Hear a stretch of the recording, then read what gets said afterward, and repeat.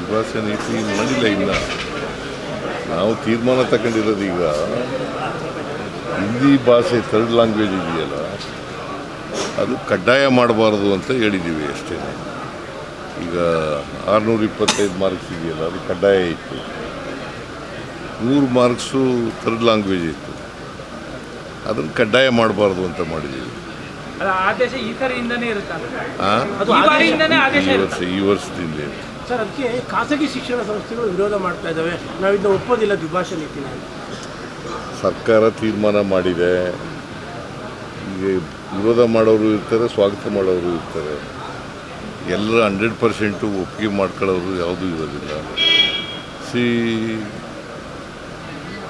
ನೋಡೋಣ, ನಾವು ಈ ತೀರ್ಮಾನ ಮಾಡಿದ್ವಿ. ಅಂದರೆ ಹಿಂದಿ ಏರಿಕೆ ಅತಿ ಆಗ್ತಾ ಇದೆ. ಹಿಂದಿ ಏರಿಕೆ ಅಂತಲ್ಲ, ಹಿಂದಿ ಭಾಷೆ ಕಲಿಬಾರ್ದು ಅಂತ ಏನಿಲ್ಲ, ಬಟ್ ಪರೀಕ್ಷೆ ಕಡ್ಡಾಯ ಆಗಬಾರ್ದು ಅನ್ನೋದಿಷ್ಟು.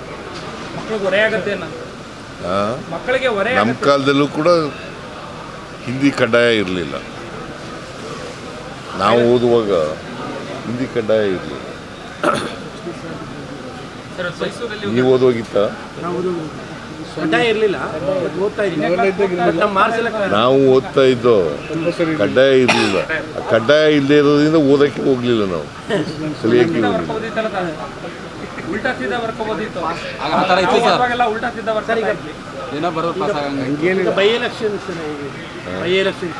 ಎರಡೂ ಕಡೆ ಗೆಲ್ತೀವಿ ನಾವು.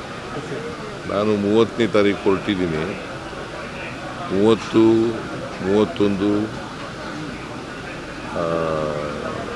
ಬಾಗಲಕೋಟೆ, 1, 2 ದಾವಣಗೆರೆ,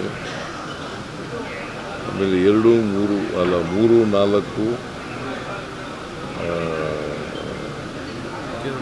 ಮತ್ತೆ ಬಾಗಲಕೋಟೆ, 5ನೇ ತಾರೀಕು ಕೇರಳ, 6ನೇ ತಾರೀಕು ಐದರ್ ಬಾಗಲಕೋಟೆ ಆರ್ ದಾವಣಗೆರೆ.